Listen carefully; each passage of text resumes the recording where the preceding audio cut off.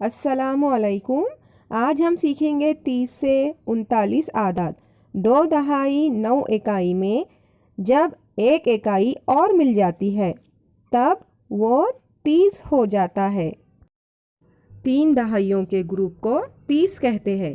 اسے ہم اس طرح بھی کہہ سکتے ہیں 30 اکائیاں یا 3 دہائی 0 اکائی۔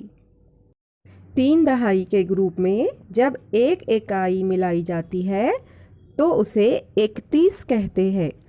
اسی طرح 3 دہائی 2 اکائی 32، 3 دہائی 3 اکائی 33، 3 دہائی 4 اکائی 34، 3 دہائی 5 اکائی 35،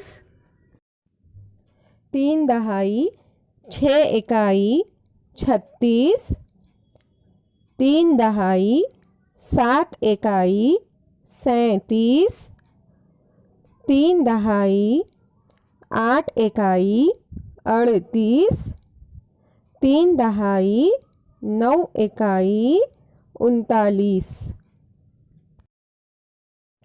آؤ چلے گنتی پڑھے۔